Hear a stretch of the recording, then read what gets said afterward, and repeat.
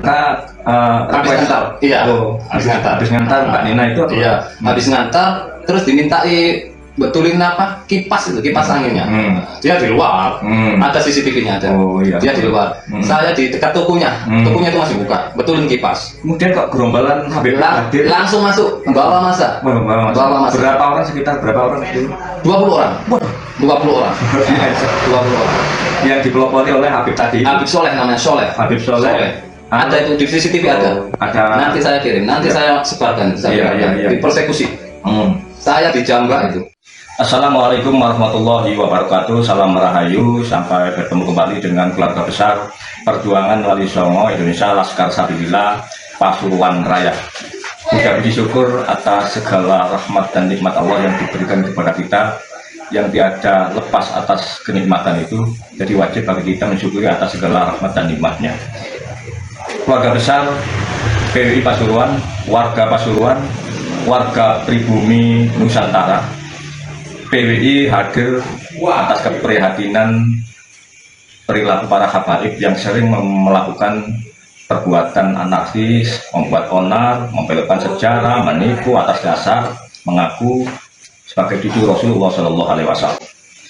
Penelitian Yai Imad sudah menunjukkan bahwa mereka terkonfirmasi dari sejarah, dari manuskrip, dari filologi, bahkan dari DNA, telah dibuktikan dan tak terbantahkan secara internasional bahwa para habaib bukan dzurriyyah Rasulullah SAW, dan terkonfirmasi bahwa Pak Alawi adalah Yahudi Argentasi.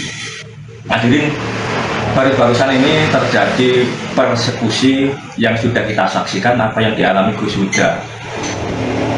Beliau merupakan kasepuan PWI Pasuruan Raya, juga sekarang menjabat sebagai Komandan Laskar Sabilillah Jawa Timur. Dan yang paling update adalah hari ini, beberapa saat yang lalu, berapa hari? Insya Allah 2 mingguan. 2 mingguan yang lalu terjadi juga dan menimpa kepada warga pribumi, warga masyarakat Kota Pasuruan, yang dialami oleh beliaunya Mas Rahmat Ardiansyah. Beliaunya sebagai pelayan untuk melayani masyarakat, pekerjaannya sebagai driver taksi online. Jadi mereka melayani siapapun yang membutuhkan tanpa terkecuali, entah itu Islam, Cina, Jawa, Cina, Arab, semuanya dilayani karena dalam rangka untuk mengais rezeki yang halal.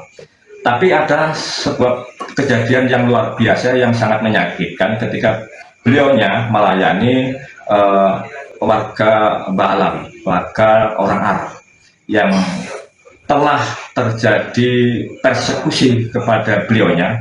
Nanti diceritakan lebih detail oleh Mas Ahmad Ardiansyah bagaimana terjadinya peristiwa itu. Mungkin bisa diperkenalkan terlebih dulu dengan nama, alamat, dan kemudian apa yang jenengan alami pada saat itu. Mohon aturan. Perkenalkan, nama saya Rahmat Ardiansyah, pekerjaan taksi online, driver taksi online. Sehari-harinya taksi online.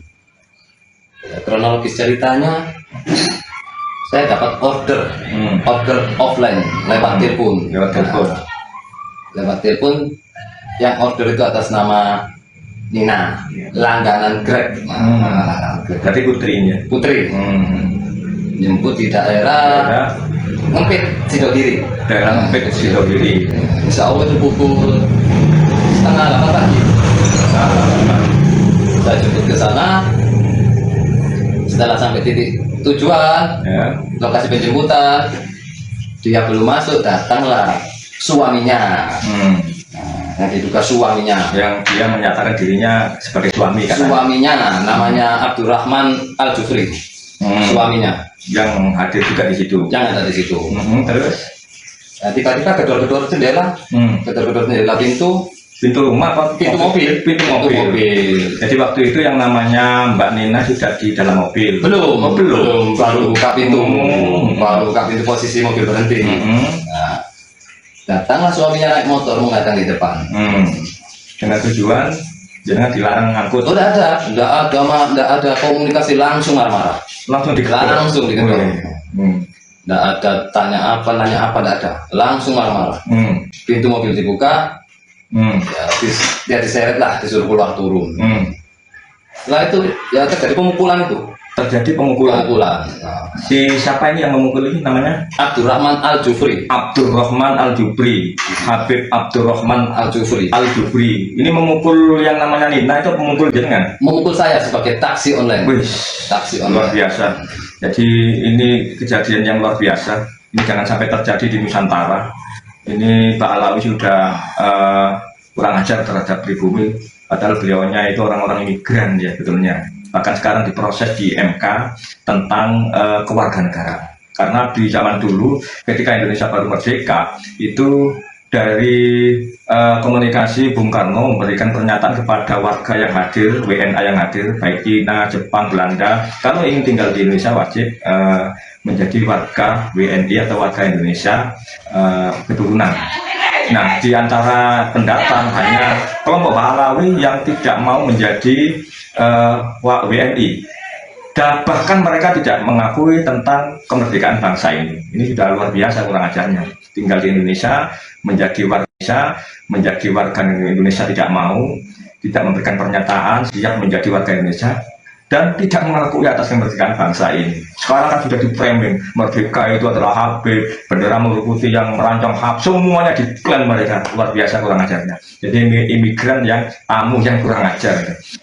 Jadi jenengan sebagai pekerja taksi online diperlakukan tidak indah, tanpa klarifikasi jenengan siapa, tamu atau pelayanan angkutan atau Grab online, atau tidak, tanpa ada komunikasi awal itu langsung diantar dan mobil digedor-gedor begitu. Dirusak sepilnya, dipatahkan. Banyak saksinya. Warga sana banyak, insya Allah sekitar 8 orang orang penduduk setempat melerai.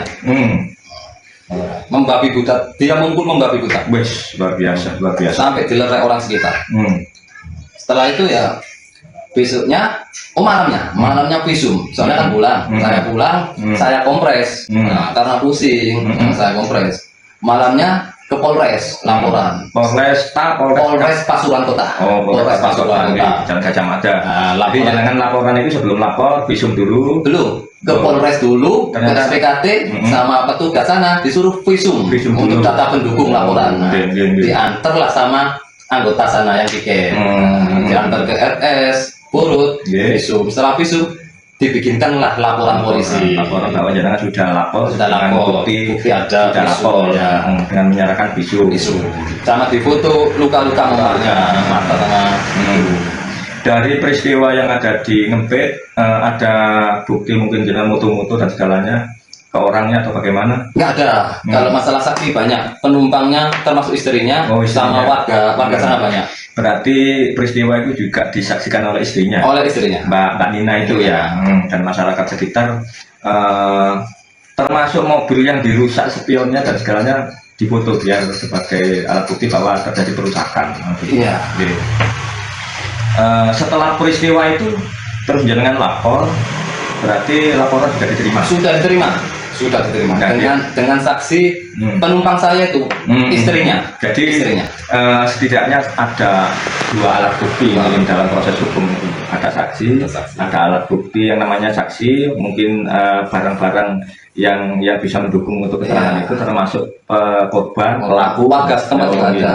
Tidak cukup lah, sangat cukup, tinggal proses. Jadi ketika jenengan lapor, biasanya jenengan juga masih nunggu nanti karena pihak polisi juga akan meminta keterangan mereka. Ada proses pemanggilan. Kemudian setelah itu berjalan, ada mediasi, diklarifikasi jenengan dengan mereka yang melakukan penganiayaan terhadap jenengan.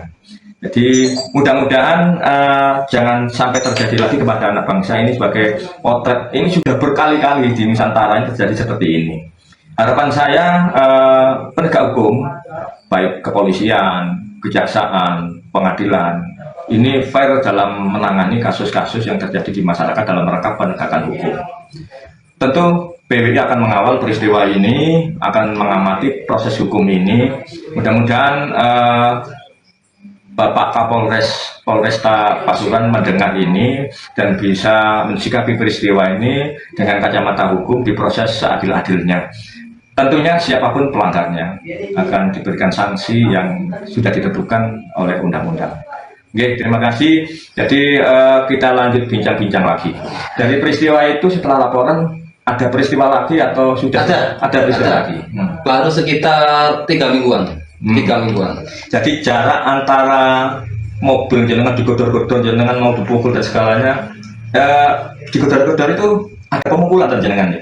Pertama itu kaca keadaan tertutup digedor-gedor. Setelah saya buka kacanya, ya, saya tanya, langsung dia mukul, langsung dibuka pintu mobil. Jadi dia membuka pintu secara paksa. Tanpa seizin. Spion dipukul sampai pecah. SIM saya dirampas. SIM dia dimintai. Ada apa minta SIM kan tak bilangin. Emangnya kamu petugas marah-marah minta SIM dirampas. Sampai sekarang di sana tidak bisa orang sipil merampas yang bukan haknya. Itu wilayahnya penegak hukum ketika dibutuhkan oleh kebutuhan untuk proses hukum. Terus saya kerja tidak pakai SIM. SIM saya dirampas. Jadi nanti akhirnya menyerahkan itu SIM itu. Iya, dia marah-marah minta SIM-nya. Itu pelanggaran itu. Minta marah-marah. Saya bilang, emangnya kenapa kok minta SIM? Memangnya kamu petugas? Betul. Langsung marah-marah minta SIM. Kalimat ini juga disampaikan ke waktu pelaporan. Tidak, cuma saya laporkan SIM saya dirampas. Oh, gitu. Yang penting ada kalimat pernyataan itu. Kemudian ada peristiwa lagi dari peristiwa itu, berapa hari jaraknya? Peristiwa waktu pemukulan itu di ngempit itu insya Allah 27 September. 27 September. Sudah lapor, belum ada perkembangan. Sampai sekarang masih belum ada kabar. Belum ada. Kemudian dari peristiwa ngempit katanya terjadi lagi persekusi di wilayah Wonorejo. Nah, yang di Wonorejo ini bagaimana kronologinya? Ya sama yang namanya habis ngantar. Iya. Habis ngantar Mbak Nina itu apa? Iya. Habis ngantar terus dimintai betulin kipas anginnya.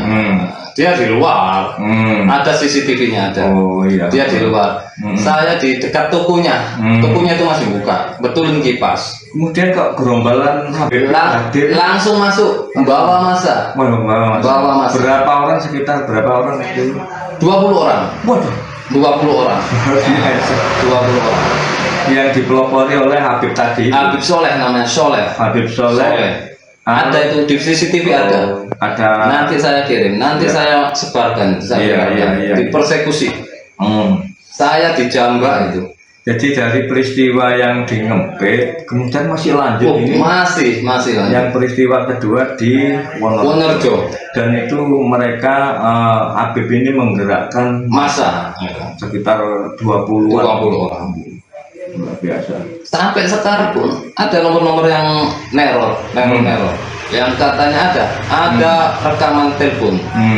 Dalam percakapan itu mau menggerakkan massa, mau mengintimidasi, mau mempersekusi.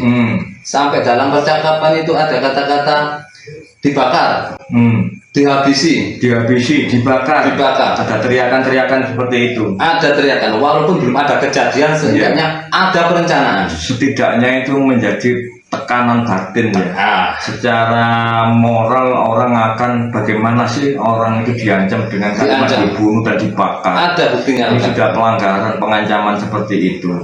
Dan ini mohon kepada masyarakat luas, terutama penegak hukum, agar diperhatikan peristiwa seperti ini. Kita sebagai warga pribumi, warga Indonesia, kemudian ada yang namanya imigran Yaman atau Balawi ini berani melakukan hal yang seperti itu.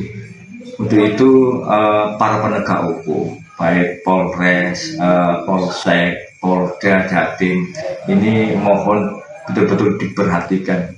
Karena kalau hari ini mereka tidak dihentikan, maka mereka semakin liar, membuat warga pribumi semakin ketakutan karena ulah mereka.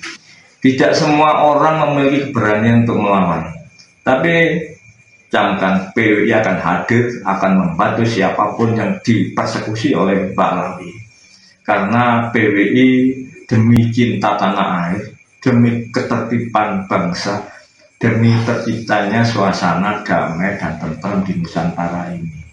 Mungkin itu siapapun dari warga, terutama warga Pasuruan Raya, apabila terjadi seperti Mas Rahmat Ardiansyah, silakan merapat di Mabes PWI yang beralamat di Jalan di Desa Purworejo. Di sini kita punya Mabes, bisa menampung keluhan masyarakat yang dipersekusi oleh para ba'alawi jahanam itu. Oke, mungkin itu kita akan mengkawal jenengan agar jenengan mendapatkan keadilan yang seadil-adilnya, biar tidak terjadi dan menimpa kepada warga lainnya. Oke, mungkin itu. Terima kasih. Mungkin jenengan menyampaikan harapan-harapan, keinginan-keinginan, monggo katuran. Ya, harapannya pelaku itu ya dihukum lah sesuai perbuatannya.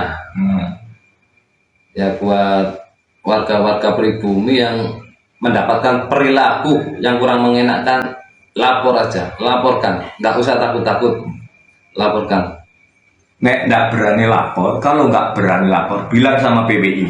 PWI akan mengawal, menemani jenengan dalam rangka mendapatkan keadilan sebagai warga negara Indonesia, sebagai masyarakat pribumi yang memiliki hak hidup di bumi pertiwinya. Mungkin itu yang bisa saya sampaikan. Matur nuwun Mas Rahmat Ardiansyah. Mudah-mudahan jenengan mendapatkan keadilan yang seadil-adilnya. Terima kasih dari kami. Kami berdua mengucapkan wassalamualaikum warahmatullahi wabarakatuh.